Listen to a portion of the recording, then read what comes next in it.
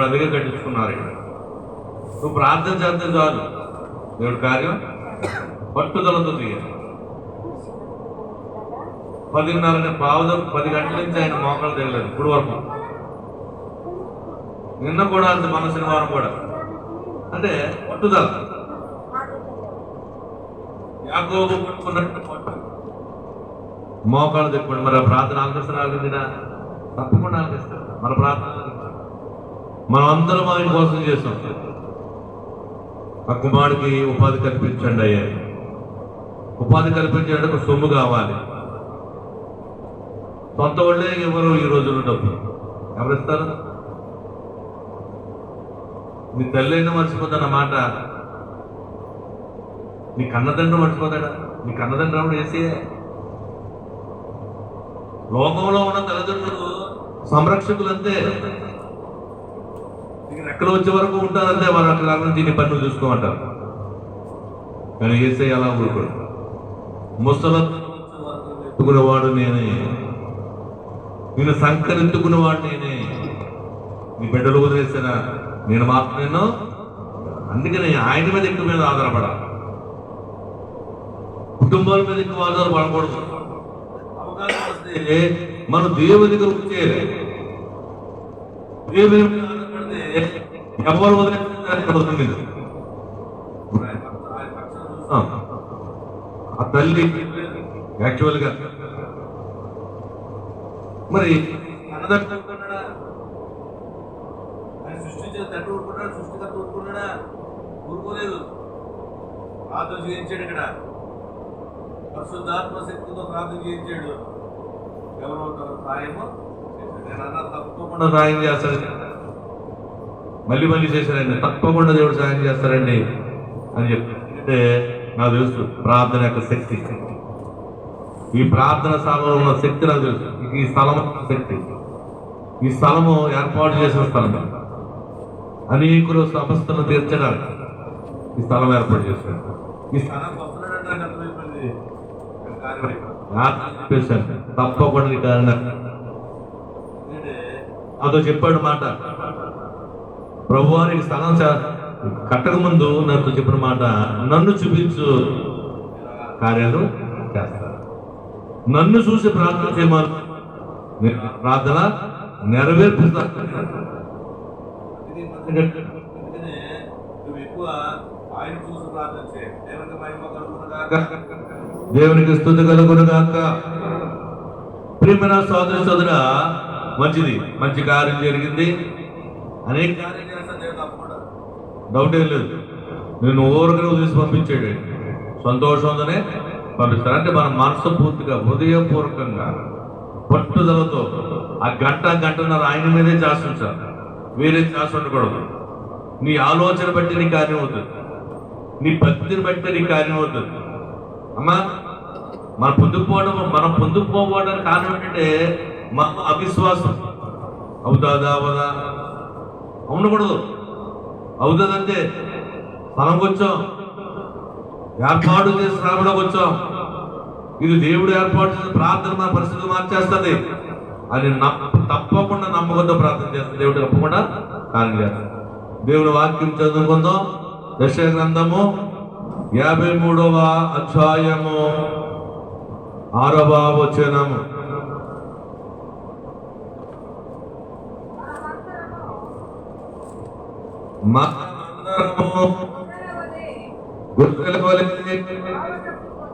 త్రోవ తప్పిపోతివి,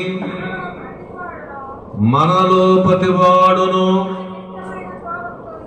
తనకిష్టమైన తోవకు తొలగెను. యెహోవా మనందరి దోషమును అతని మీద మోపెను. చిన్న ప్రార్థన. మహోన్నతుడా, దయగల తండ్రి, నీకు వందనములు, స్తోత్రము ప్రభువా. ఈ వాక్యము పూజిస్తూ ఉండగా నీ ఆత్మని మా మీద దయచేసి నీ దాసుడను నన్ను నీ సిలువ చాటును మరుగుపరుచుకుని మీరే మా మధ్యకొచ్చి మాతో మాట్లాడమని యేసు వారి నామమును అడుగుచూ వేడుకుంటున్నాము తండ్రి. ఆమేన్. వారిని బాగు చేయువాడని, గుండె చెదరిన వారిని బాగు చేయువాడని, వారి గాయములన్నీయు కట్టుచున్నవాడని, దేవునికి స్తోత్రము గానము చేయుటయే మంచిది. మనమందరము స్తుతి గానము చేయుటయే మంచిది. ప్రభువు గొప్పవాడను,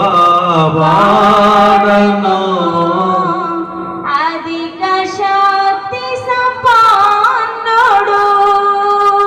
ప్రభువు గొప్పవాడను, అధిక శక్తి సంపన్నుడు. జ్ఞానమునకు ఆయనే మితియలేని వాడని, దేవునికి స్తోత్రము గానము చేయుటయే మంచిది. మనమందరము స్తుతి గానము చేయుటయే మంచిది. దేవునికి మహిమ కలుగును గాక. ప్రియమైన సోదరి సోదరుడా, ఇక్కడ దేవుడు మాట్లాడుతున్నాడు. మనం అందరము ఎలా ఉన్నామంటే త్రోవ తప్పిన వారి వరే ఉన్నాము. ఎలా ఉన్నాము? త్రోవ తప్పిన వారే ఉన్నాము. ప్రతివాడును తనకిష్టమైన త్రోవను తొలగిను కనుక యెహోవా మనందరి దోషములు అతని మీద మోపెను. ఎతని మీద మోపెను? యేసుక్రీస్తు వారి మీద మోపెను. మనం అందరం త్రోవ తప్పిపోయాం. ఏమైపోయాం? మన బతుకు కోసం దేవుని దగ్గర రాకుండా అక్కడికి ఎక్కడికి వెళ్ళిపోతుంటాం. నీ కష్టం వచ్చినప్పుడు, నీ శ్రమ వచ్చినప్పుడు నన్ను వెతుకు, నాకు ప్రార్థన చేయమంటుండే మనం ఏం వెతుకుతామంటే ఎక్కడెక్కడ వెతుకుతుంటాం, ఎవరినెవరిని అడుగుతుంటాం, ఏదేదో అని అడుగుతుంటాం. అందుకని త్రోవ తప్పిపోయారు. మనం అందరము దారి మర్చిపోయాం. నీకు మార్గములను నడిపించే దేవుడు ఇంకా ప్రభువారు ఉండగా మనం ఎక్కడ తిరుగుతున్నాం, ఎక్కడెక్కడికో తిరుగుతుంటాం. నా దగ్గర రా, నీకు కార్యం నేను చేస్తాను దేవుడు అంటుండే, ఆ దేవుడు ఏం చేస్తాడండి? ఉన్నాడంటారా? ఇంత పని చేస్తుంటే మన పని అవుతుంది, ఆయన చేసేస్తాడా అని మనలో డౌట్ సాధారణంగా తీసుకొస్తాడు. ఇది నిజమా? ప్రియమైన సోదరి సోదరా, కొద్ది కాలంలో తెలిసిపోతుంది దేవుడు ఇటను రాకడ సమీపంగా ఉంది. ఇశ్రాయేలు దేశంలో యుద్ధం జరుగుతుంది, అవుతుంది. ఆ మందిరాలు ఆ పడిపోయి కట్టడానికి ఇశ్రాయేలు దేశం వాళ్ళు మేస్తులను అడుగుతున్నాడు. ఎవరే మేస్తులు? జీతం ఎంత అనుకుంటున్నారు? 2 లక్షలు. ఎంత జీతం? 2 లక్షల జీతం ఫుడ్ పెట్టి ఒక తాపీ మేస్త్రి ఇండియా వాడిని తీసుకెళ్తాను అనుకుంటున్నాడు. ఎందుకు తెలుసా? రాకడ సమీపంగా ఉంది. 2 లక్షల జీతం తాపీ మేస్త్రి అర్జెంటుగా కట్టేయాల. మెసేజ్ వచ్చేస్తానని చెప్పాడంట ప్రధానమంత్రి. డేట్ దగ్గర పడిపోయింది. 2 లక్షలు కాదు 3 లక్షలు ఇచ్చేసి ఆ తాపీ మిత్రుడికి కట్టుబడి చూస్తున్నాడు. ప్రియమైన సోదరి సోదరా, ఈ 40 దినాలు దిద్దుబాటు దినాలు. ఈ దినాలు దిద్దుబాటు. సిలువ దగ్గర ఎందుకు రావాలి? సిలువ కాలంలో సిలువ దగ్గర ఎందుకు రావాలంటే నీవు దిద్దుకోవడానికి, నీ పాపాలను ఆయన మీద ఎత్తడానికి. నీ వ్యసనములు ఆయన మీద వేయడానికి, నీ రోగములు ఆయన మీద వేయడానికి ఇక్కడ దిద్దుకోవడానికి రావాలి. దేవుడికి మహిమ కలుగును గాక. ఆయన రక్తము ఇదిగో ఈ 40 జనాలు మందిరంలో ఉంచాడు. ఈ మందిరంలోకి వచ్చి నీ అపరాధములు దిద్దుకోవాలి. మీ వ్యసనములు, మన వ్యసనాలు ఉంటుంటాయి, వ్యసనములు, దురాలవాట్లు, మన దోషములు ఆయన మీద వేసి. దోషములు ఏంటి? పాపాలు. ఆ పాపం అంటే ఏంటి? చెడ్డ పని చేయడమే పాపం, మంచి పని చేయకపోవడమే పాపం. చూడండి, మనము చెడ్డ పనులు చేయడమే పాపం, అలాగని మంచి పనులు చేయకపోవడం కూడా పాపం. త్రోవ తప్పి తిరుగుతున్నారు, దారి మర్చిపోయారు. నాకు ఏ దారి కనబడతలేదండి, చీకటి అయిపోయిందండి, నా బ్రతుకంతా చీకటి అయిపోయింది, అప్పులు కూలిపోయాను, నా చెయ్య ఎవడం పట్టుకోవట్లేదు, నాకు ఆధారం లేదు అన్నవాడికి దేవుడు చెప్తున్నాడు, త్రోవ తప్పిన కుమారుడా నా దగ్గర రా. ఇగో నా కుమారుడికి దానం ఇచ్చాను, నీ దోషములను నువ్వు తీసేసుకుని దిద్దుకుంటే గొప్ప కార్యం నీకు చేస్తాను. ఇర్మియా గ్రంథం చూడండి, దేవుడికి మహిమ కలుగును గాక. 7వ అధ్యాయము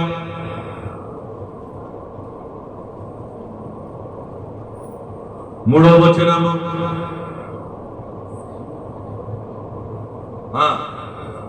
మైక్లో చదువు. సైన్యముల యెహోవా, ఇశ్రాయేలు యొక్క దేవుడునకు యెహోవా ఎలాగు సెలవిచ్చుచూ ఉన్నాడు, నేను ఈ స్థలమున మిమ్మును నివసింపచేయునట్లు, నేను ఈ స్థలమున మిమ్మును నివసింపచేయుటకు మీ మార్గములను మీ క్రియలను దిద్దుకొనుడి. ఇక్కడ ఎందుకు తీసుకొచ్చాను మిమ్మల్ని? ఇలా చూడాలి, మిమ్మల్ని ఎందుకు తీసుకొచ్చాను ఇక్కడికి, మిమ్మల్ని ఎందుకు కూర్చోబెట్టాను ఇక్కడికి? మీ మార్గములను దిద్దుకోవడానికి. నువ్వు తోవ తప్పు తిరుగుతున్నావు కాబట్టి నువ్వు దిద్దుకుని సరైన మార్గంలో రావడానికి నేను నీకు కూర్చోబెట్టాను, ఉపదేశం చేయడానికి. దేవుడు ఆరాటం ఏంటంటే, దేవుడు ఆరాటము ఆలోచన అంటే నువ్వు బాగుపడాలని, నీ చెడు మార్గమును దిద్దుకోవాలని, నీకు గొప్పవాడిగా చేసేయాలని దేవుడు ఆలోచన, నిన్ను గొప్పవాడు చేసేయాలని దేవుడు ఆలోచన అండి. నేను ఎందుకు రమ్మంటాను ఇక్కడికి? నీవు దిద్దుకోవడానికి రమ్మంటున్నాను, నీ మార్గములను దిద్దుకోవడానికి రమ్మన్నాను. నేను ఎందుకు ఇక్కడ కూర్చోబెట్టాను? నీకు ఆలోచన ఎందుకు రప్పించానంటే నువ్వు దిద్దుకోవడానికి తీసుకొచ్చానని ఇక్కడ దేవుడు చెప్తున్నాడు. ఏమైనా సోదరుడా, అతిక్రమమును దాచిపెట్టువాడు వద్దలు, దాన్ని ఒప్పుకుని విడిచిపెట్టేవాడు వద్దలుతాడు. దేవుడి కరిగిన పొందుకుంటాడండి. నువ్వు అతిక్రమం చేసుకుంటే వద్దలతో అనుకుంటామో 20 రోజుల దుప్పట్లో నష్టపోతాం, డౌట్ ఏం లేదు అందులో. ప్రియమైన సోదరా, దేవుడు అంటున్నాడు, నీ మార్గమును దిద్దుకో. నేను ఎందుకు తీసుకొచ్చినడికి? ఆ చెడు మార్గమును దిద్దుకుంటామని, ఆ చెడు ఆలోచన దిద్దుకుంటామని నేను తీసుకొచ్చాను. నేను గొప్పవాడిగా చేయాలన్న ఆలోచన. శిలువ ధ్యానంలో 40 రోజులు ఎందుకు కూర్చోబెడతాడు ఇక్కడ? నేను దిద్దుకుని ఆయన శిలువుని ఇవ్వడానికి, ఆయన శక్తిని ఇవ్వడానికి.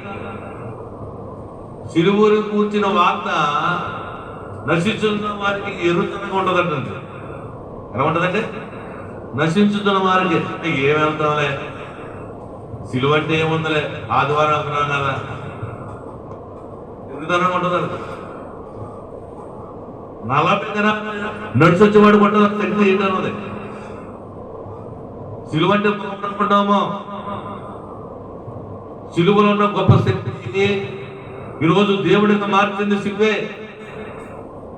ప్రపంచంలో ఎంతో మంది అద్భుతాలు చేస్తారు వచ్చారు, మరణించారు కానీ మరణం ఎవడు జయించలేదు. ఒక మనిషి కోసం ఎవడో ఏ దేవుడు చనిపోలేదు. ఏకైక వాడు ఒకడే, వారు ఒకడే. దేవుడికి మహిమ కలుగునుగాక. ప్రేమన సోదరుచుకున్న అసలైన సిలువే. సిలువ లేకపోతే కష్టత్వం లేదు. సిలువు రెండు భాగాలు చేసింది సృష్టిని. క్రీస్తు పూర్వము, క్రీస్తు సగం. సిలువే చేసింది అది.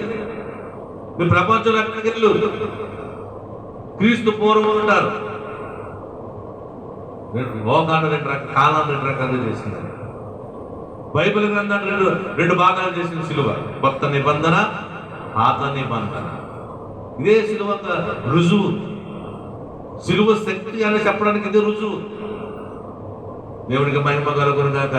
అన్నిటికంటే సిలువను జ్ఞాపకం చేసుకోవాలి. సిలువ దగ్గరకు వస్తే దిద్దుకుంటే గొప్ప కార్యం దేవుడు చేస్తాడు. దిద్దుకుంటానికి సిలువ.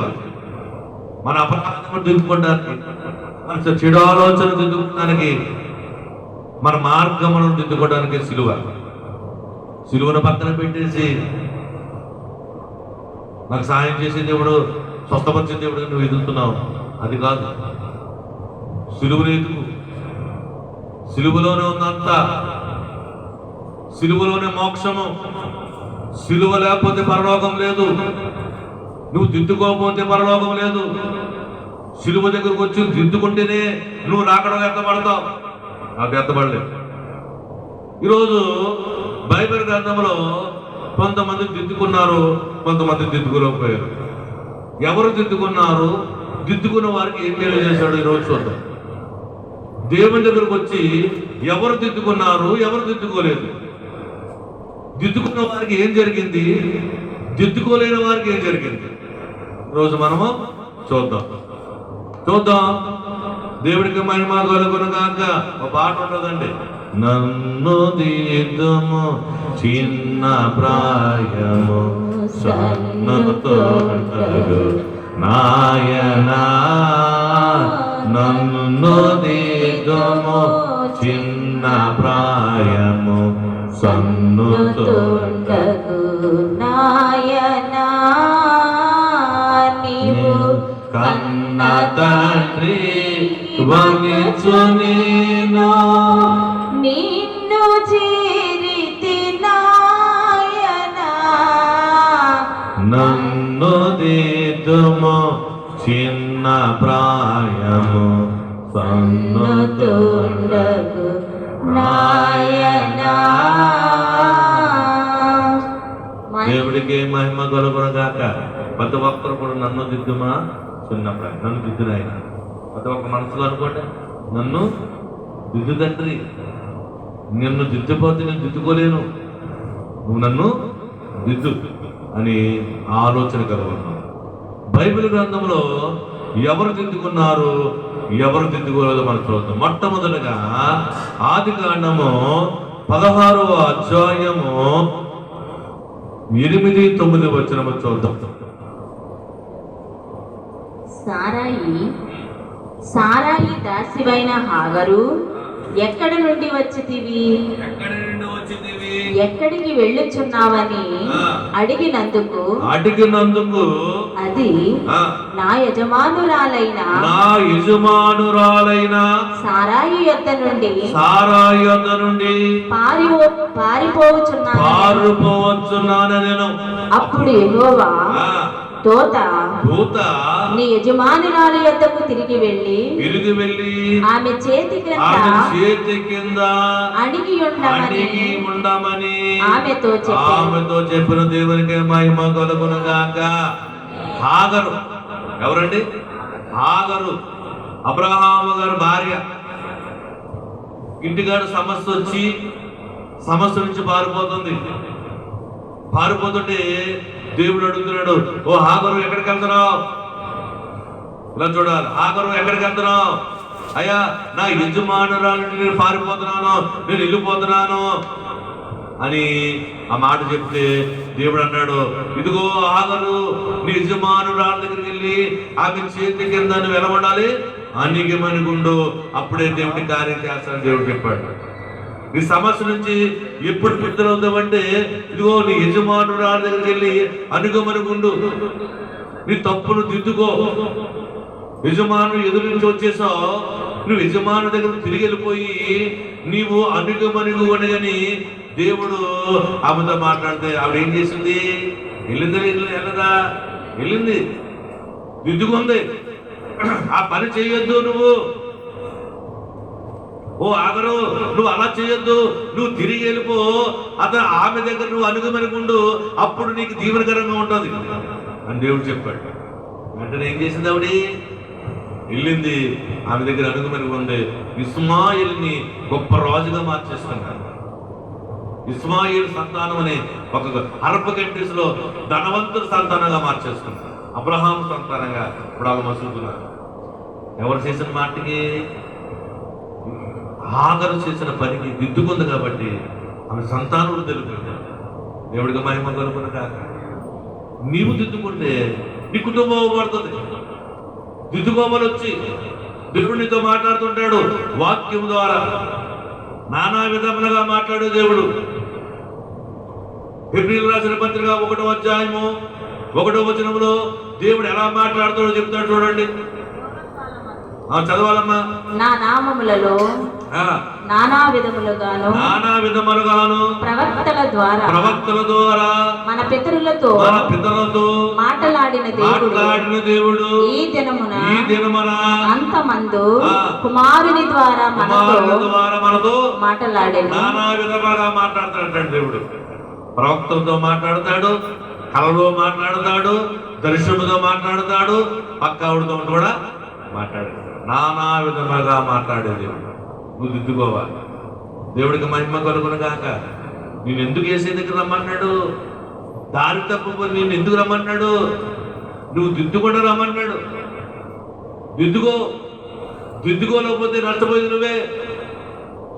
దిద్దుకుంటే నీవు గొప్ప కార్యం చూస్తావని దేవుడు ఈ రోజు నీకు నాకు చెప్తున్నాడు. యేసు రక్తంతో మనం కడిగేసుకోవాలి. దేవుడికి మహిమ కలుగును గాక. నేను మాట చెప్పాడు దేవుడు. నీ అపరాధములు ఇతర వారి అపరాధం చెల్లించబోతే నీ అపరాధములు నువ్వు ఇతరుల అపరాధములు క్షమిస్తేనే తండ్రి నీ అపరాధం క్షమిస్తాడు. క్షమాపణ లేదే రక్షణ లేదు. ఏదో రక్షణ వచ్చేసింది అనుకుంటున్నావు. ఇప్పుడు బాప్తీసం తీసుకున్న మాత్రం నీకు రక్షణ వచ్చేసింది అనుకుంటున్నావు. నీ అపరాధములు ఇతరులు చేసే అపరాధము క్షమించకపోతే తండ్రి నీ అపరాధం క్షమించకపోతే నీ రక్షణ లేదు. అర్థమవుతుందా మీకు? పరలోక ప్రార్థనలు ఉంటుంది కదా, అది పరలోక ప్రార్థన ఉంటుంది కదా. చెప్పండి పరలోక ప్రార్థన. పరలోకము మా తండ్రి, నీ నామము పరిశుద్ధపరచబడును గాక, నీ రాజ్యము వచ్చును గాక, నీ చిత్తము పరలోకమందు నెరవేర్చినట్లు భూమి యందును నెరవేరును గాక. మా అనుదిన ఆహారము నేడు మాకు దయచేయము. మా ఎడల అపరాధములు చేసిన వారిని మేము క్షమించి అపరాధములు చేసిన వారిని మేము క్షమించి ఉన్న ప్రకారము మా అపరాధములను మీరు క్షమించుము. మత్తయి సువార్త 14వ వచనం. మత్తయి సువార్త. దేవునికి మహిమ కలుగును గాక. అమ్మా చదువు చూడండి.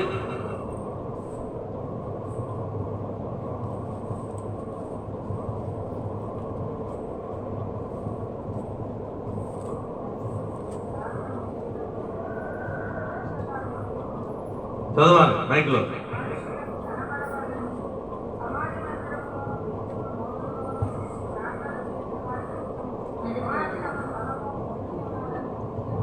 పరలోక ప్రార్థన. కాబట్టి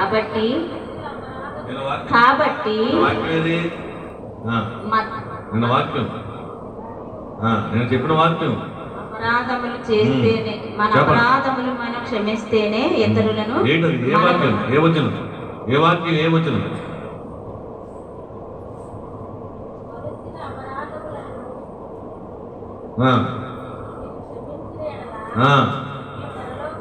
ఎన్నో వాక్యం అండి? 6:14 మత్తయి చూడండి, ఒకటే చదవండి అందరూ. ఏలు పెట్టి చదవండి. మనుష్యుల అపరాధములను ఏలు పెట్టండి వాక్యం దగ్గర. పరలో- ఏలు పెట్టండి ఇక్కడ. పెట్టండి. ఎన్నో వచ్చిన 6 మత్తయి సువార్త 6వ అధ్యాయము 14వ వచనం. ఏలు పెట్టండి. అందరూ చదవండి ఒకసారి. చదవండి, మైండ్లో చదవండి. మనుష్యుల అపరాధములను మీరు క్షమించిన ఎడల చెప్పండి అందరూ. మనుషుల అపరాధములు మీరు క్షమించిన ఎడల ఎడల మీ పరలోకపు తండ్రియు మీ పరలోక తండ్రి మీ అపరాధములను మీ అపరాధములను క్షమించును. క్షమించును. మీరు- దేవునికి మహిమ కలుగునగాక. మీరు క్షమిస్తేనే మిమ్మల్ని క్షమిస్తాడు, కాదు క్షమించడు. నన్ను క్షమించదంటే అంటే క్షమించడు. నువ్వు క్షమిస్తేనే, నీ భర్తను నువ్వు క్షమిస్తేనే, నీ భార్యను నువ్వు క్షమిస్తేనే, నీ బిడ్డలను క్షమిస్తేనే నువ్వు క్షమాపణ పొందుకుంటావు. అంతేగాని పగల పట్టేసుకొని ప్రతీకారంతో నేను మాట్లాడండి అంటే నువ్వు సమాధానం పడుతున్నావా? క్షమిస్తున్నావా లేదా? లేదు. నువ్వు క్షమించకపోతే నీకు క్షమాపణ దొరకదు. క్షమాపణ లేని రక్షణ లేదు. ఈ దానికి దీనికి లింకు. రక్షణ లేకపోతే నువ్వు రాకళ్ళు ఎంత పడలేవు. చిన్న తప్పు ఎంత ఎంత నేను ఎక్కడ తీసుకెళ్ళిపోతుంది? నరకాకి తీసుకో. చిన్న తప్పు. ఓకే, అతను తప్పు చేశాడు, యేసుక్రీస్తుని కొట్టారు, క్షమించమని ఎందుకు మాట్లాడారు? ఆ మాట నెరవేర్చారు. దేవుని వాక్యం నెరవేర్చడానికి వీరు ఏమి చేస్తున్నారు వీరికి తెలియదు తండ్రి, వీరిని ఎందుకన్నాడు ఆ మాట? అంత వ్యాధంగా ఉన్నప్పుడు ఆదాయ పరలోకం లేదు. ఎవరికి లేదు? లేదు. తండ్రి అయిన ఒకటే, ఎవరన్నా ఒకటే. దేవుడికి కొడుకని ఒకటే, ఎవరన్నా ఒకటే. ఎందుకు ఆ మాట అంటే నా తండ్రి అంటే క్షమించడానికి ఏం లేదమ్మా, నా తండ్రి పాపం, కానీ నీకు మాతృ చూడడానికి అది మరణవాంగ్మూలం. సిలువులో మాట్లాడేటండి మరణవాంగ్మూలం. మరణవాంగ్మూలం చాలా ఇంపార్టెంట్. ఇది మరణించేవాడు నిజమే తప్పుతాడు, అబద్ధం మాత్రం. ఒక జడ్జి గారు మరణవాంగ్మూలం తీసుకుంటాడు. నన్ను అటు చంపేశాడండి, నన్ను పొడి చేశాడండి, నేను చచ్చిపోతానంటే అని జైలు. మళ్ళీ ఆర్గ్యుమెంట్స్ ఉంటాయి, మళ్ళీ వాదన ఉండడం, ఇంకా వెంటనే శిక్ష. నన్ను చంపేశాడండి, ఏదో నన్ను పొడి చేసాడండి, నేను చచ్చిపోతున్నానని చచ్చిపోవడం అనుకోండి, ఇంకా ఆర్గ్యుమెంట్స్ లేదు. అంటే 14 సంవత్సరాలు అంటే మరణంగా మనకు అంత యేసయ్య మరణిస్తున్న మాట్లాడుతున్న మాట మరణవాంగ్మూలం అంటారు. చాలా విధమైనవి. ఏమంటాడంటే నేను క్షమించిన ఎడల నా తండ్రి నన్ను క్షమించాడు. నువ్వు క్షమించిన ఎడల నువ్వు అనుకోవచ్చు నేను ప్రార్థన చేసేస్తాను, ఏడుస్తాను, ఎక్కెక్కి ఏడ్చాను, ప్రార్థన చేస్తున్నాను అంటే పర్లేదు.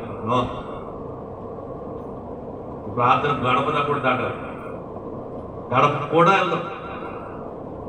ఎందుకంటే నువ్వు క్షమించలేదు, నువ్వు క్షమించాలి. జనం నీ శత్రువుతో సహాయం క్షమించాలి. క్షమించబడితేనే నువ్వు క్షమించబడతావు. నువ్వు క్షమిస్తేనే నీకు క్షమాపణ దొరుకుతుంది. లేదా క్షమాపణ దేవుడికి మహిమ కలుగునగా, దేవుడికి స్తుతి కలుగునగా. చాలా జాతకాలు ఏదో టేక్నీస్గా ఉంది, ఆలోచన ఉంది. ఈరోజు ఇదే దేవుడిని నమ్ముతున్నారు. సపోజ్ లోకంలో ఏదో నమ్ముతున్నారు, సరిపోతారు, ఇది కనపడదు. నువ్వు ఏది దేవుడిని కొడుతున్నావో ఆ దేవుడు కనపడతాడు. యేసువారు ఒకటే కనపడతాడు. సరిపోతారు. సరిపోక ముందు అది ఇదంటే త్రోవదప్పు తిరుగుతున్నారు. ఓకే, అదే మాట్లాడుతున్నాడు. త్రోవదప్పు తిరుగుతున్నారు. వద్దు, అలా వద్దు, నా కుమారుడికి దానం చేస్తున్నాను, మీ దోషం ఆయన మీద చేసేయండి. రేపు పొద్దు నీకు తెలుస్తుంది. ఇదిగో రోజు ఇదే దేవుడిని నమ్ముతున్నాను, చనిపోతున్నది కనపడలేక యేసువారు అక్కడే అప్పుడు నమ్ముకుంటారు. అప్పుడు ప్రభువా నన్ను క్షమించున్నాయి, నా పక్కన ఉంది కానీ నేను వెళ్ళకపోయాను. అక్కడ ఉంది క్షమాపణ. పాతాళ బోధ అంటే ఏ బోధ? పాతాళంలో బోధ. యేసువారు కుమారుని ఎట్టి పరిస్థితులు ఉందండి, నువ్వు నరకను పడాలి. కొడుకు కుమార్తె బాధపడితే తండ్రికి ఇష్టమా? ఏదో రకంగా నిన్ను రక్షించుకోవాలన్నా దేవుడు ఆరాటన్నాడు. నువ్వు ఇక్కడ వినలేదు మాట, వినకుండా చనిపోయావు, అక్కడ కూడా నీకు పోతావు. ఎట్టివారినైనా ఏ స్థలము నొందైనా, ఎట్టివారినైనా ఏ స్థలమో నందైనా పట్టి రక్షించుటకై పాటొద్దు తండ్రి మంగళా. ఇది అర్థమైందా మీకు? మాట అనుకుంటారా? ఇది అర్థమైంది ఈ మాట. ఎట్టివారైనా ఏ స్థలములో ఉన్నా పట్టి రక్షించుటకు పాటొద్దుతున్నాడు తండ్రి. అర్థమైందా? ఎట్టివారైనా ఏ స్థలములో ఉన్నా పట్టి రక్షించుటకు పాటుకుంటున్నాడు ఆయన.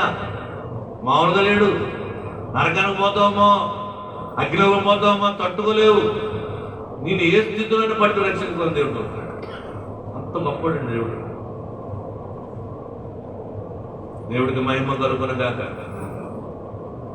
ఆగరు దిద్దుకుంది, మంచి కార్యం చేస్తుంది. ఇప్పుడు అరబ్ కంట్రీస్లో 12 దేశాలు ఉన్నాయి. 12 రాజులుగా చేస్తానన్నాడు దేవుడు. ఇస్మాయిల్ ఎంతమంది చేస్తున్నాడు? 12 దేశాలకు రాజుగా చేస్తున్నాడు. ఇప్పుడు 12 రాజ్యాలు ఉన్నాయి. బైబిల్ గ్రంథాలు అక్కడ జరుగుతుంది. అరబ్ కంట్రీస్ అన్ని ఎవరి? ఇస్మాయిల్ కుటుంబమే. బంగారు కార్డు తిరుగుతారు, బంగారమే వేస్తాను. తోడితే డబ్బే. భూములు ఏముంది? డబ్బు దాటి పెట్రోల్. ప్రపంచానికి సప్లై అదే. ఒక్కొక్క కారు 1000 కోట్లు 2000 కోట్లు బంగారంలోనే. వాళ్ళు పడుకునే మంచం బంగారం. మన చెక్కతో కూడా చేసుకోలేము బంగారం. వాడు బాత్రూమ్ ఎంత బంధం బంగారం. దేవుడు ఆశీర్వాదం ఉండేది. ప్రపంచంలో అత్యధికంగా మీ బిడ్డల్ని ఆశీర్వదిస్తున్నాడు. ధనవంతుడు ఆగ్రహించాడు. ఆ మాట ఆగ్రహించాడు. ఆ మాట అన్నాను, దిద్దుకున్నావు. మీ బిడ్డల సంతానం ఏ 12 రాజ్యాలుగా నేను వివరిస్తాను. ఆ 12 రాజ్యాలు నిండి పొర్లిపోతుంటది. బంగారంతో తొలదుగుతారు నీ బిడ్డలో, నిలుపులు ఆగరు. ఈరోజు అనిపిస్తున్నారు అరబ్ కంట్రీస్లో పెద్ద పెద్ద డాబా, ఆకాశం ఎందుకుంటాయి. ఆ టెక్నాలజీ మనం తీయగలం. అంత గొప్ప సముద్రంలో ఇల్లు కట్టుకున్నాం. ఏమంటే సముద్రంలో దేవుడికి మహిమ కలుగుతుంది. ఇదేదో ఆటోమేటిక్ జరిగింది కాదు. దేవుడు ఒకప్పుడు హాగర్కి ఇచ్చిన మాట దిద్దుకుంది కాబట్టి వాళ్ళ కుటుంబాన్ని అత్యధికంగా చేసాడు. దేవుడికి మహిమ కలుగు. అందుకనే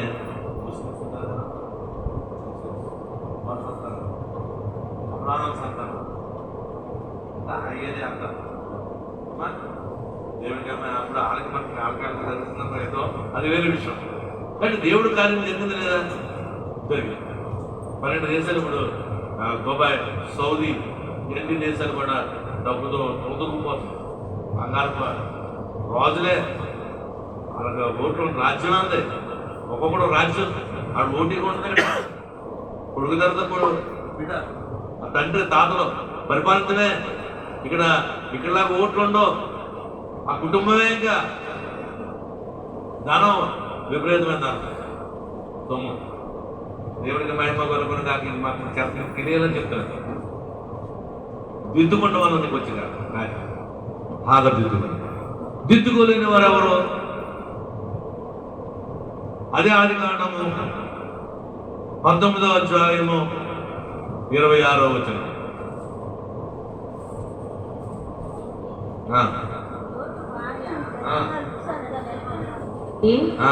చూచి ఉప్పు స్తంభమాయను. అయితే లోతు భార్య ఏమైందంటే వెనక నుండి తిరిగి చూసింది ఉప్పు స్తంభమాయను. లోతు భార్య ఏమన్నాడు దేవుడు?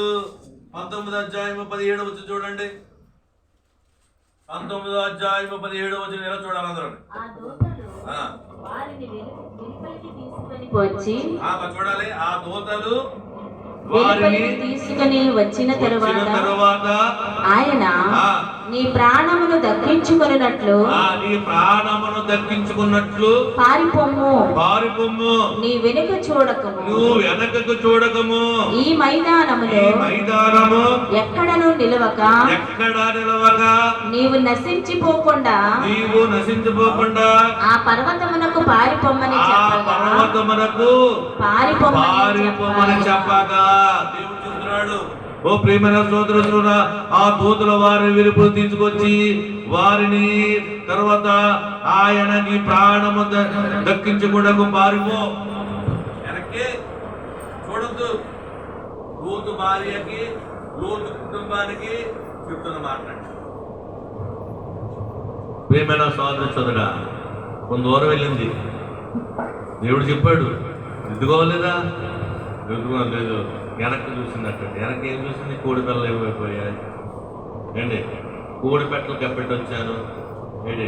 బట్టలు ఆరేసి వచ్చాను. నువ్వు ఇక్కడ ఉంటున్నావు. నువ్వు ఇక్కడ ఉన్నప్పుడు నీ ఆలోచన ఎక్కడ ఉండాలి? ఇక్కడే ఉండాలి, దిద్దుకోవాలి. కానీ నీ ఆలోచన ఎక్కడికి వెళ్ళిపోతావు? ఒకసారి ఇంటికి వెళ్ళిపోతావు. ఇంటికాడ ఏం చేస్తున్నావు అంటే నువ్వేం చేస్తావు? దేవుని మాట అనకుండా నీ ఆలోచన ఏం చేస్తావు? దేవుని మాట ధిక్కరించి నువ్వు దిద్దుకోవట్లేదు. అక్కడ లోతు భార్య ఏం చేసిందంటే వెనక్కి తిరిగి చూసింది. ఏంటి, నా ఆస్తులు పోతున్నాయి, నా పొలాలు కాలిపోతున్నాయి, నా ఇల్లు ఎంతో బాగా కట్టించుకున్నాను, మంచి మంచి టైల్స్ వేసి కట్టించుకున్నాను, కాలిపోతుంది, అయ్యో అని వెనక్కి చూసింది. వెంటనే ఏమైపోయింది? నశించిపోయింది. ప్రేమ సోదరుగా, ఈ కాలంలో కానీ నువ్వు దిద్దుకోకపోతే ఇది ఏ కాలం అంటే రాకడ కాలం. ప్రతి దేశంలో ప్రతి పాస్టర్కి, ప్రతి ప్రవర్తకి బయటపరచండి ఈ సంవత్సరం. నువ్వు ఈజీగా అనుకోవచ్చు, మా తాతలు చెప్పాడండి, మా నాన్న చెప్పాడండి, ఎప్పటి నుంచో చెప్పాడండి, రాలేదండి, ఇంకా రాదలేండి నువ్వు అనుకోరు. ఎందుకంటే ఈ సంవత్సరం ప్రత్యేకంగా ప్రతి పాస్టర్కి బయటపరచండి. ఇవి నాతో నేను ఏ పాటు వాటి వచ్చిన నాతో పాటు కూడా నాకు బయటపరిచినట్టు అందరికీ ఈరోజు ఎక్కడ పడితే అక్కడ రాజస్వార్త, రాకడ సువార్త బలపరచడానికి దేవుడు పేరు పెట్టాడు. ఈ సమయంలో దిద్దుకోలేదేమో ఎవరు నశించిపోతారు? భూమి సగమ్మ కాలేపు రోజు రాబోతుంది. యుద్ధాలతో మూడో ప్రపంచ యుద్ధం రాబోతుంది. ఇశ్రాయేలు ద్వారా, ఆ గాజా అనే దేశము ద్వారా ఆ రాజాని స్వాధీనం చేసుకున్నారు. మేస్తులు పిలుతాడు, కడుతున్నాడు. ఇప్పుడు అందులో ఈ అరబ్ కంట్రీస్ 12 దేశాలు ఊరుకోరు. ఇస్మాయిల్ సంతానం ఉంది కదా, ఇస్మాయిల్ సంతానం ఇప్పుడు ఏకమైపడిస్తుంది అనమాట. నిన్నే అన్నారు కదా, మీటింగ్ పెట్టుకున్నారు. ఐక్యరాజ్యం ఒక బ్యాచ్ మీటింగ్ పెట్టుకున్నారు. ఆ బ్యాచ్ అక్కడ పెట్టుకున్నారు. ఏం బ్యాచ్? ఇస్మాయిల్ బ్యాచ్ పెట్టుకున్నారు. యుద్ధానికి సిద్ధం, రెడీ. ఊరుకోరాళ్ళు, బైబిల్లో జరగవలసిందే.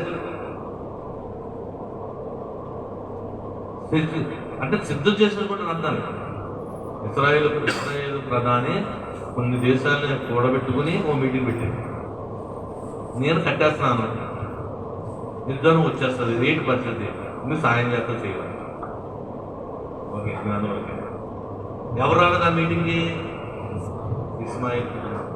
ఆ అరబ్ కంట్రీస్ ఈ 12 దేశాల తర్వాత దీనికి తప్పని కొన్ని దేశాలు కూడా ఆ దేశాలు అక్కడికి అంటే అక్కడ యుద్ధం, అక్కడ ఏమర్థమవుతుంది? యుద్ధానికి సిద్ధంగా ఏ క్షణాన ఆ ట్రంప్ ముగ్గుతుందో యుద్ధానికి, మూడవ ప్రపంచ యుద్ధానికి సర్వనాశనం అయిపోయింది. ఆ యుద్ధం స్టార్ట్ అవుతుంది. ఆ రోజు వచ్చి అంత్యక్రీస్తు అబద్ధ ప్రవక్త వచ్చి కూర్చుంటాడంట. ఆ మీటింగ్లో చెప్తున్నాడంట, ఎవరో ఇజ్రాయిల్ ప్రధాని మెస్సయ్య వచ్చేస్తారని నాతో చెప్పాడు. అంటే రెడీగా ఉంది యుద్ధం. అబద్ధ ప్రవక్త అంత్యక్రీస్తు అక్కడికి వచ్చేసినట్టు ఏమవుతుంది? యుద్ధం రెడీ అవుతుంది. దేవుడు అన్నది భూమి సగము కాదు, అదే అది ఆ రోజు యేసయ్యా ఉగ్రత రోజు, 7 ఏళ్ల శ్రమల రోజు, పాపులంతా ఏడ్చే రోజు, 7 ఏళ్ల శ్రమల రోజు, పాపులంతా ఏడ్చే రోజు, అదే ఆ రోజు వడగళ్ళు కురిసే రోజు, భూమి సగం ఖాళీ రోజు. బాంబులు కురిసే రోజు. వడగళ్ళు అంటే ఏంటి? ఏదో వయసు గంటలు పడతారు. వయసు గంటలు పడితే ఐస్ స్టేషన్ తినొచ్చు అనుకుంటున్నారు. ఒకవేళ ఐస్ గంటలు కాదు, వడగళ్ళు అంటే బాంబులు, విషవాయువు గల ఒక బాంబులు, భయంకరమైన స్థితిని తీసుకొచ్చే బాంబులు, వ్యాధులు వచ్చే బాంబులు, వైరస్లు వేస్తారంటాడు. వైరస్ రెడీగా ఉన్నాయి, మనిషిని చంపేసే వైరస్. అది వైరస్ అంటే ఒక జంతువు, చిన్న ప్రాణి, అది ఉంది. అది లేకపోతే నీ ఒంట్లోకి వస్తుంది. నీవు రోజు రోజుకి క్షీణించిపోతుంది కదా. జబ్బు తెలియదు, మాయ రోగం అంటారు. మాయ రోగం అంటే ఏంటి? తెలీదు రోగం. మాయ రోగం అంటే ఏంటి? జబ్బు తెలుస్తలేదు. మాయ రోగం అంటే ఏంటి? తెలీదు రోగం. ఆ వైరస్ ఏం చేస్తుంది? ఏదో జోక్ కాదు, జరగబోయి. వడగళ్ళు అంటే బాంబులు, వడగళ్ళు కురిచే రోజు, భూమి సగం కాలిపోయే రోజు. అంటే ప్రపంచంలో 3 వంతులు జారిపోతే ఒక వంతు ఉండదు. ఆ ఒక వంతు తినాలి. 3 వంతులు ఉంటేనే తినలేకపోతున్నాం. భర్త 1200, 1500 ఉంది. మీ భర్త ఎంత ఉంది మోసే గారు? తెలుసా? 1500 ఉంది మినిమం. అప్పుడు ఆ 1500 కదా, 15 లక్షలు ఇచ్చిన దొరకదు. కోట, ఏ కోట? నీకు 10 మంది ఉంటే నెలకి 3 కేజీ కోట, గింజ దాటి అంటే బైబిల్ ఉంది. నేను ఇద్దరే చెప్పట్లేదు, బైబిల్ వాక్యం మన పల్లకెట్టు మన అక్కడ ఎక్కడ చెప్పాలి, మన సెంట్రల్లో చెప్పాను. అందుకనే దేవుడు సిద్ధపడమ్మా, ఎందుకో తండ్రి నీ మార్గంలో, నువ్వు మార్గం తప్పిపోతున్నావు, తిరుగుతున్నావు. రాబోయే దినాలు దినములు చెడ్డవి. వడగళ్ళు కురిసే రోజు, భూమి సగం కాలిపోయే రోజు, పాపులందరూ ఏడ్చే అక్కడ ఉండకూడదు. దేవుడికి మహిమ కలుగుతుంది. లోతు దిద్దుకోలేదు, లోతు భార్య దిద్దుకోలేదు. ఏమైపోయింది? ఉపస్తంభం అయిపోయింది. ఈ రోజు నువ్వు దిద్దుకోకపోతే మనం కూడా నో ప్రాబ్లం, అంత డౌట్ ఏం లేదు. దేవుడికి మహిమ కలుగును కాక.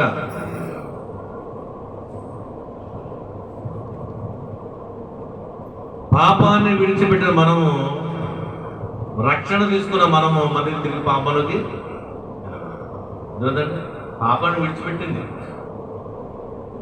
లోతు భార్య పాపం అనే సొదొమ గొమొర్రా విడిచిపెట్టింది. దేవుని మాట విన్నది, రక్షణ తీసుకుంది, కానీ కొనసాగించలేదు. మళ్ళీ పాపం వైపు నువ్వు రక్షణ తీసుకున్నావు, పాపం విడిచిపెట్టి రక్షణ తీసుకున్నావు, నిన్ను కడిగేస్తుంది. నువ్వు మళ్ళీ ఈ లోకం వైపు చూస్తుంటే నువ్వేమైపోతావు? నశించిపోతావు. అంతే. రక్షణను కొనసాగించుకోవాలి. ఎప్పుడో వచ్చింది రక్షణకు నువ్వు అనుకోవచ్చామో. నాకు 20 సంవత్సరాల క్రితం నేను బాప్తిజం తీసేసుకున్నాను, అది నాకు సెట్ అయిపోయింది అనుకున్నామో. లేదు లేదు, నువ్వు కొనసాగించుకుంటారట. నీ రక్షణ ఎలా కాపాడుకుంటా? భయముతోనూ భక్తితోనూ కాపాడుకోవాలంట. ఇదో 30 సంవత్సరాల క్రితం దేవుడు నాకు బాప్తీసం ఇచ్చేసారు, మా పాస్టర్ గారు నాకు రక్షణ చేసి నాకు రెడీ అనుకుంటున్నాము. నో, దాన్ని కొనసాగించుకోవాలి. రక్షణలోంచి బయటకు రాకుండా, ఆ వలయంలోంచి బయటకు రాకుండా ఆ రక్షణని నువ్వు ఎప్పుడు భయముతో భక్తితో కాపాడుకోవాలి, దిద్దుకోవాలి. ప్రతిరోజు ప్రతి వారం వచ్చి దిద్దుకోవాలి. నేను అపరాధం చేస్తాను. ప్రతి ఉదయకాలమని నువ్వు లేచిన వెంటనే ప్రార్థన చేసుకుని నువ్వు దిద్దుకోవాలి. ఎడమ చేత కుడి చేసుకుని దేవుని వైపు చూడాలి. అప్పుడు సంస్కారం ఇచ్చేస్తాను, అంటే నేను కడిగేస్తాను, దిద్దేస్తాను. మనం అలా ఉండిపోగలమంటే, మనం నీతిమంతులుగా ఉండిపోగలమా? ఎవడో ఒకడు వచ్చి ఎడబడుతున్నాం, లేకపోతే ఏ టీవీ మనం సరిపడుతుంది, లేకపోతే ఎవరో ఒకరు వచ్చి నన్ను మీటింగ్ పెడుతున్నారు, అనవసరమైన మాట్లాడుకుంటారు. మంచి పనులు చేయబడవే పాపం, చెడ్డ పనులు చేయకూడదు, మంచిది చేయబడవే పాపం. దేవుని మాట వినపడవే పాపం, ఆజ్ఞ అతిక్రమించడమే పాపం. నువ్వు పాపం అంటే దొంగతనం చేయడం పాపం అనుకుంటామో, బూతులాడడం పాపం, అదేం కాదు. అది అవ్వచ్చు, అది ముదిరిపోతే అయిపోతుంది. అసలు దేవుని దృష్టిలో నువ్వు మంచి పనులు చేయకపోవడం పాపం. మంచి పనులు ఏంటంటే పొద్దున ప్రార్థన చేయకపోవడం, పొద్దునే నువ్వు వాక్యం చదవకపోవడం, దేవుని తలంపు రాకపోవడం, దేవుని మీద ఆశ లేకపోవడం, ఇవన్నీ చెడ్డ పనులు. దేవుని ఆశగా ఉన్న మంచి పనులు. దేవునికి మహిమ కలుగును కాక. సమయం అవుతుంది, మనం చూద్దాం, మరొకటి చూద్దాం. మత్తయి సువార్త 6వ అధ్యాయము 24వ వచనంలో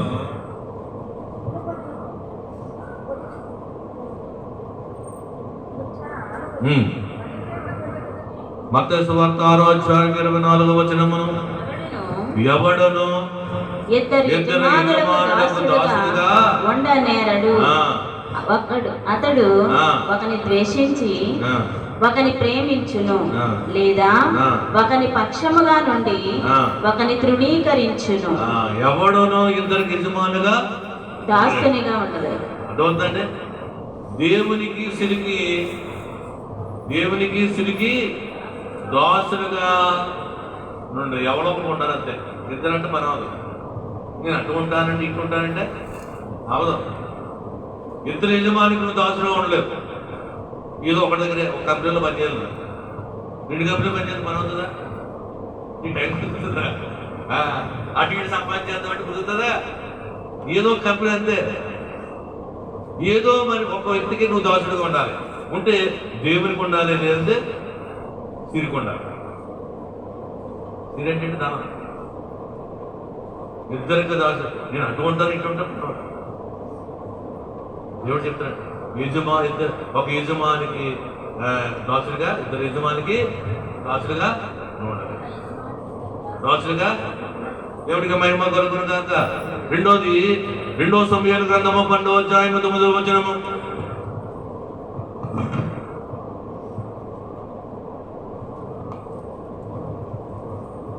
2వ సమూయేలు గ్రంథము 12వ అధ్యాయము 9వ వచనము.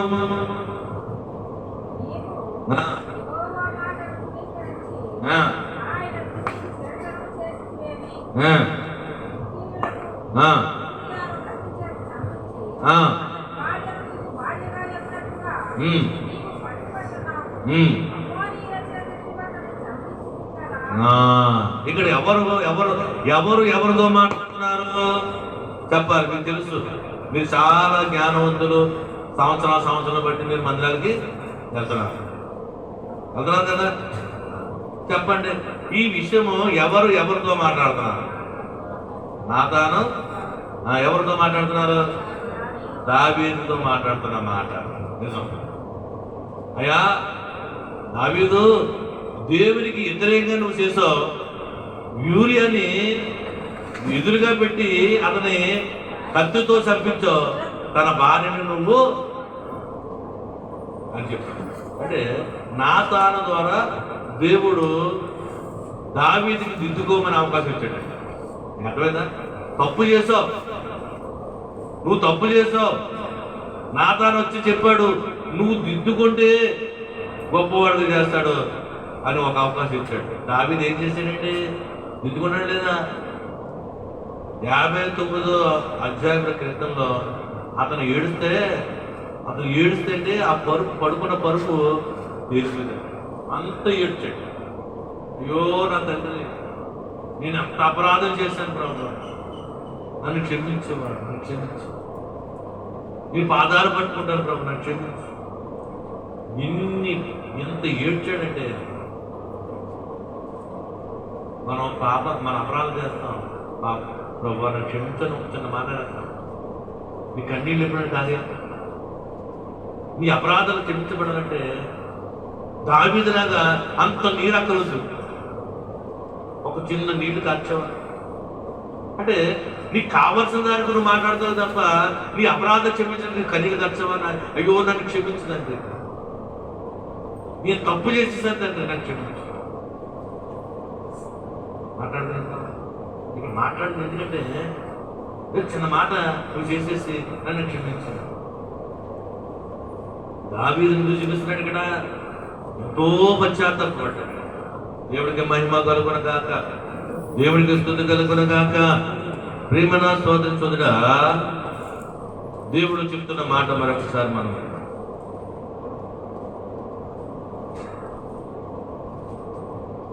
చూడండి. కీర్తనలు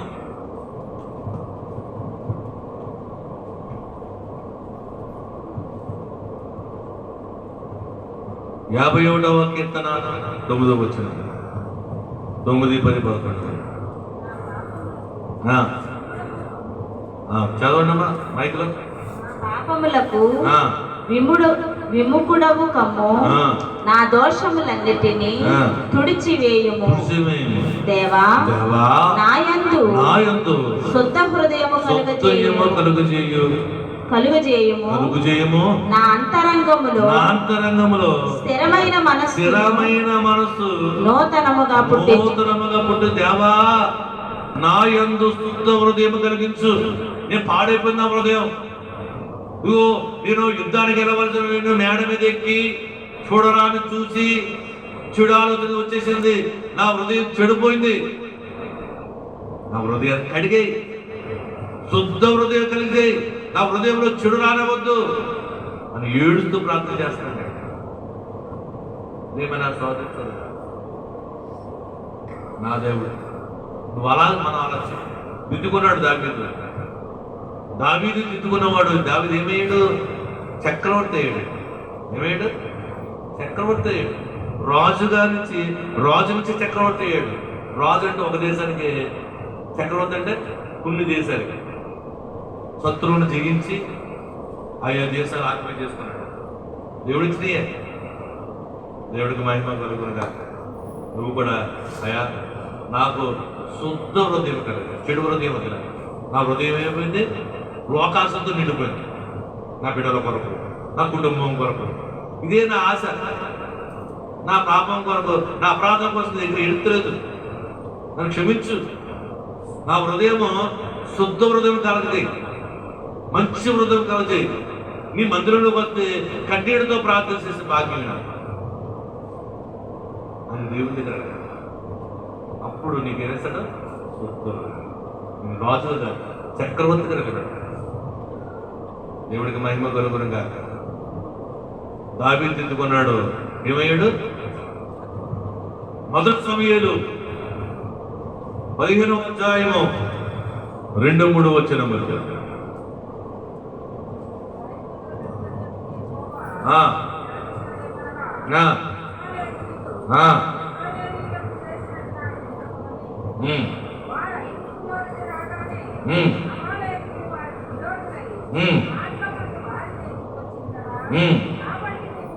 కాబట్టి నువ్వు పోయి కనికరింపగా అమానికులను హతము చేయి.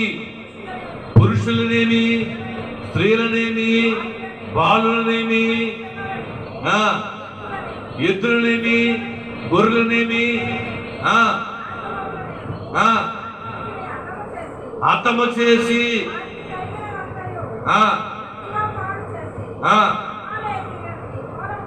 నిర్మూలము చేయమని చెప్పాను. దేవునికి మహిమ కలుగునుగాక. ఇది ఎవరు చెప్తున్నాడు? సౌలు రాజుకు చెప్తున్నాడు దేవుడు. అయ్యా, ఇశ్రాయేలును ఐగుప్తులో చాలా బాధ పెట్టారు. వాళ్ళని, వాళ్ళ కుటుంబాన్ని, వాళ్ళ ఎద్దుల్ని, వాళ్ళ గొర్రెల్ని ఏ ఒక్కడిని నివసించకుండా నాశనం చేసి ఇల్లు రాజు చూడాలి. ఇల్లు రాజు ఆ దేశానికి వెళ్ళి మొత్తం నాశనం చేసేది. ఏమాత్రమో మిగల్చొద్దని దేవుడు చెప్తే సౌలు ఏం చేశాడు? చేసాడా లేదా? చేయలేదా? మరి చేయకుండా కొవ్విన దూడలను, మంచి మంచి పుట్టేళ్లను తెచ్చుకుని విందు చేయడానికి సిద్ధపడతాడు. దేవుడికి మహిమ కలుగునుగాక. ఆ మాట చూడండి, 9వ వచనంలో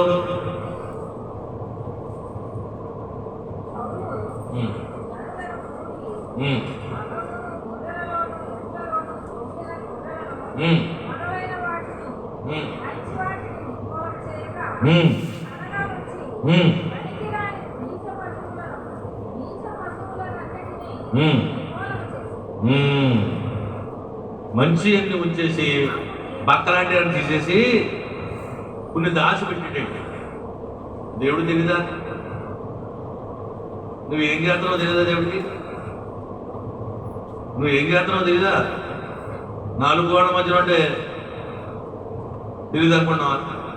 సౌలు ఏం చేస్తున్నావు తెలీదా? చంపరమ్మంటే, నాశనం చేయమంటే పక్కలాంటి వాడిని చంపేసి మంచి మంచివి విలువైనవి బండి మీద తెచ్చుకుని ఆయన దొడ్డులో దాచుకున్నాడు. తోట వేసయ్యా వచ్చాడు. నువ్వు చేసిన తప్ప ద్రావిదలాగే ఒక నాతాన్ని పంపించడం, ఒక ప్రవర్తనే. కానీ సౌలు ఒప్పుకున్నాడా? ఒప్పుకొని చూడండి, 15వ వచనం చూడండి. అందుకు సౌలు జనులు తీసుకొచ్చారని చెప్తున్నాడు. ఎవరు చెప్తున్నాడు? తప్పించుకుంటున్నాడు. నేను చేయలేదయ్యా, జనులు తీసుకొచ్చిరా. నీ దేవుడి యెహోవాకు బలులు అర్పించుటకు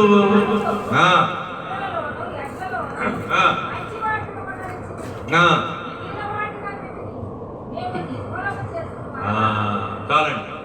తప్పుని సరిదిద్దుకుంటున్నాడు. తప్పుని తప్పుకుండా ఒప్పుకొని దిద్దుకోవట్లేదు.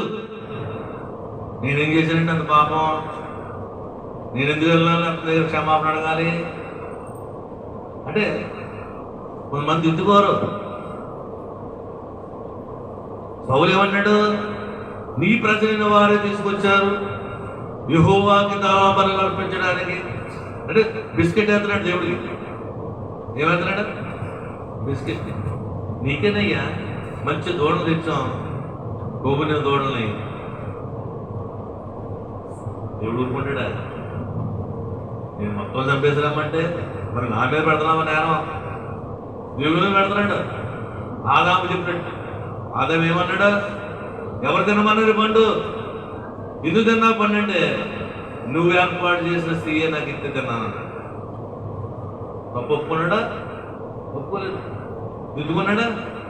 దిద్దుకోలేదు. కాబట్టి ఎప్పుడు లేని ఆకలి వచ్చింది, ఎప్పుడు లేని శ్రమ వచ్చిందండి. ఆదాముకి ఎన్నో సంవత్సరాలు చూస్తున్నాడు. అక్కడ చెమటన్నా తెలియదు, ఆత్మ తెలియదు, బయట చదువుతున్నాడు. ఎప్పుడైతే తిన్నాడో నిస్సంబంధంగా సిగ్గుపట్టుకుని నేను దిగంబరిగా ఉన్నానని తెచ్చుకుని చెట్ల దగ్గర పోయి ఆదాము అవ్వ చెమటతో నల్లగా మారిపోయినట్టు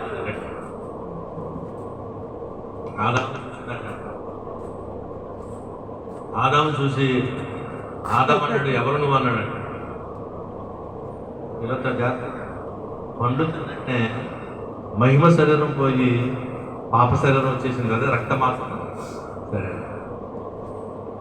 తెల్లగా ఉన్న ఆమె ముఖం ప్రకాశవంతో ఉన్న ఆమె ముఖం వాడుకున్నట్టు అయిపోయింది.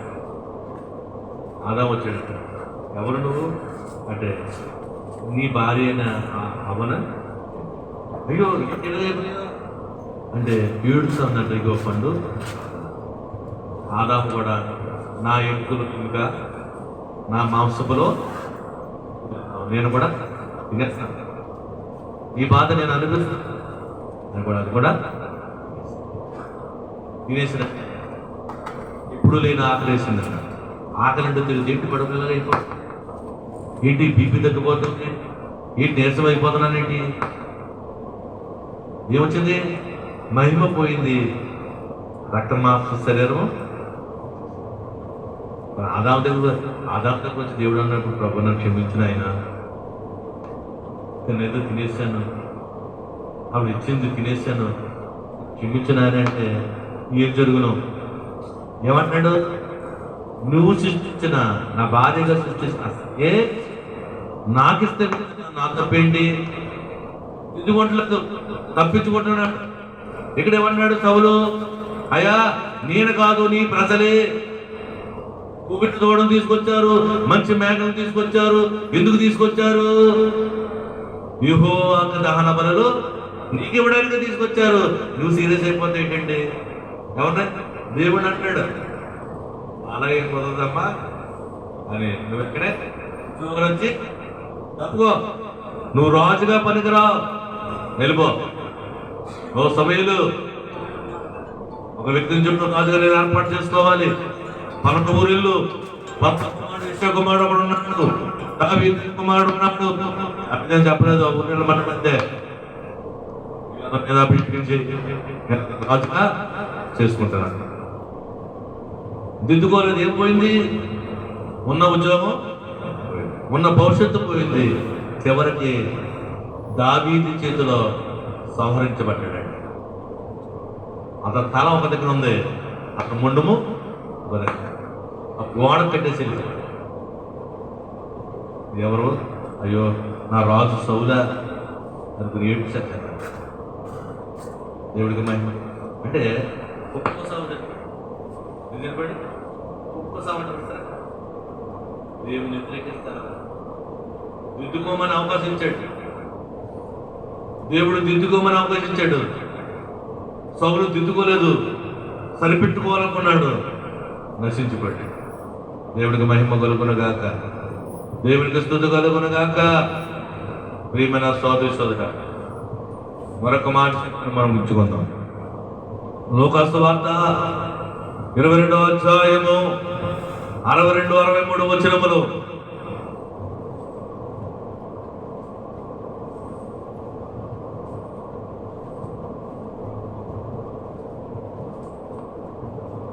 లోకాసు వార్త 22వ అధ్యాయము 62, 63 వచనములు. ఇలుపులకు పోయి ముందు వచ్చి చదవండి. అప్పుడు ప్రభు తిరిగి పేతురు వైపు చూసి గనగా, నేడు కోడి కుయ్యక మునుపు నీవు మొమ్మారు నన్ను ఎరగవని అందవని.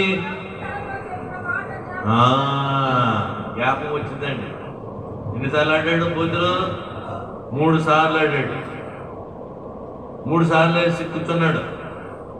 యేసుక్రీస్తు వారిని కోర్టుకు తిప్పుతున్నారు.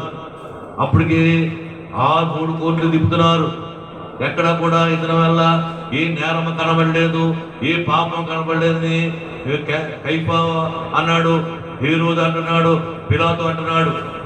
ఏం చేయాలో అర్థమవుతలేదు, కోర్టులు తిప్పుతున్నారు. అప్పుడు అలా వెళ్తుంటే పేతురు చూసాడు, జాలిగా చూసాడంట. ఎవరో? యేసయ్య. పేతురు, ఏం చేసావయ్యా? నేను అన్నా మాట నువ్వు ఏమన్నాడు ముందు? అబ్బాయి నో నథింగ్, మీరు నాకు తెలియదు అంటే ఏంటండి?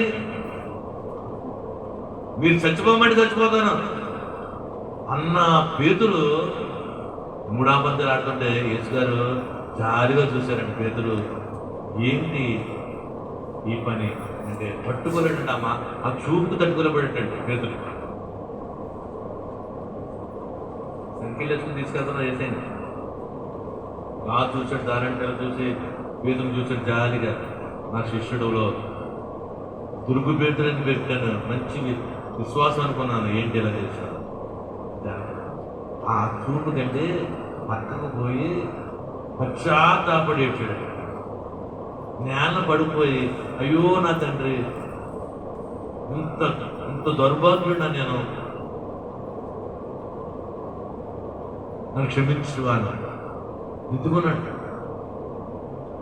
యేసుక్రీస్తు వారిని నేను తప్పుగా ప్రకటన చేశాను, నన్ను క్షమించు నాయన దిద్దుకున్నాడు. దిద్దుకున్న పేతురు మళ్ళీ ఏం చేశాడు? దేవుడు క్షమించాడు. ఇంకొక అతని మీద దిద్దుకోలేదు. ఎవరు దిద్దుకోలేదు? ఇస్కరియోతు.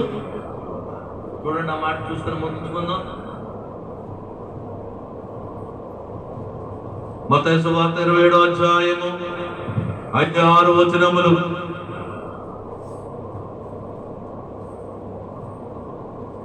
మత్తయి సువార్త 27వ అధ్యాయము 5-6 వచనములు. అర్థమవుతుందా మీరు? వాక్యం అర్థం అవ్వాలి. అతడు ఆ వెండి నాణములు దేవాలయంలో పడవేసి ఆ ఊరి పెట్టుకునేను. ప్రధాన యాజకులు ఆ ఎండి నాణములు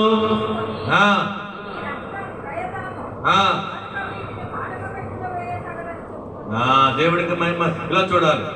ఇస్కరియోతు యోధ తప్పు చేశాడు. తప్పు చేసి ఎక్కడికి వెళ్ళాడు? ప్రధాన యాజకుడి దగ్గరికి వెళ్ళాడు, దేవాలయానికి వెళ్ళాడండి. అదవుతుందా మీకు? ప్రధాన యాజకుడి దగ్గరికి వెళ్ళాడు కానీ యేసు దగ్గర రాలేదు. నన్ను క్షమించమని లేదు. ఉరి పోసుకుని కింద పడి పొట్ట చీరి చనిపోయాడండి. కింద పడితే తగర బదులుపోవాలి. పొట్ట ఎందుకు బదులిపోయింది? పొట్ట దేనికి చూపిస్తుంది? ఏం చూపిస్తుంది? పొట్ట దేనికి చూపిస్తుంది? కూటి కోసమే కోటి విద్యులు. ఎందుకు అబద్ధం ఆడాడు? ఈ పొట్ట కోసమే. ఈ పొట్ట కోసమే 30 నాణ్యాలు అమ్మేశాడు. ఆ 30 నాణ్యాలు అమ్మేసింది దేవాలయం పడితే దేవాలయం కూడా ఆయన అంగీకరించలేదు. ఊరేసుకున్నాడు, కింద పడ్డాడు. పొట్ట పగిలి తల పగిలి చనిపోవాలి. ఊరి వేసి ఇలా బీసి చనిపోవాలి. కానీ పొట్ట పగిలి చనిపోయాడంటే దానము అతన్ని చంపివేశాడు. తప్పు చేశాడు. ప్రధాన యాజకుడి దగ్గరికి వెళ్ళాడు కానీ ప్రధానమైన యేసు దగ్గరికి నశించిపోయాడు. ప్రియమైన సోదరి సోదర, ఆ రోజు ఒక దొంగ ఉన్నాడు, కుడివైపు దొంగ. ఏమంటున్నాడు? 3 సిలువలు ఉన్నాయి కొలవర కొండ మీద. ఏమున్నాయి? 3. ఒకటి అంగీకరించిన సిలువ, రెండోది యేసు సిలువ, మూడోది పశ్చాత్తాపడిన. అంగీకరించిన సిలువ ఇది. యేసును చూస్తున్నాడు, అంగీకరించలేదు, పశ్చాత్తాపడలేదు, దిద్దుకోలేకపోతున్నాడు.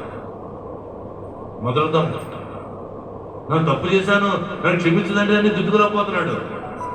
రెండో దొంగ చూచాడు, గంటలు చూస్తున్నాడు, 6 గంటలు చూశాడు.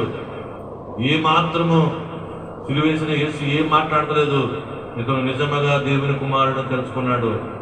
కలుసుకుని ఒకే ఒక మాట అన్నాడు, అయ్యా నీ రాజ్యములో నన్ను కూడా.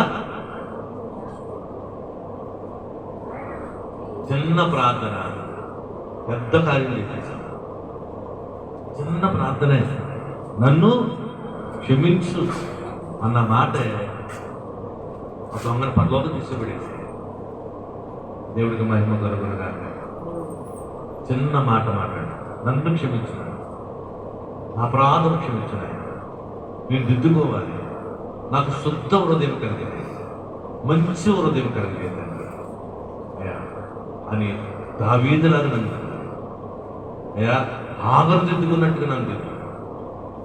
ఇదిగో తండ్రి, పేతురు పశ్చాత్తాపడినట్లు నన్ను కూడా ఇదిగో తండ్రి, కుడివైపు దొంగ దిద్దుకోలేదు, ఎడమవైపు దొంగ దిద్దుకున్నట్టు పరదేశంలో తీసుకువెళ్ళి అని రోజు నువ్వు ప్రార్థన చేసుకుంటే దేవుడు తప్పకుండా నిన్ను కనికరిస్తాడు, కటాక్షం పొందుకుంటాడు. లేదు ఇవన్నీ మామూలే, ఇవన్నీ కథలే, మామూలే, విందాం, రోజు వింటున్నాం కదా, వెళ్ళిపోదాంలే నువ్వు అనుకుంటే రేపు ఆ విభక్తిలో చాలా వెనపడ.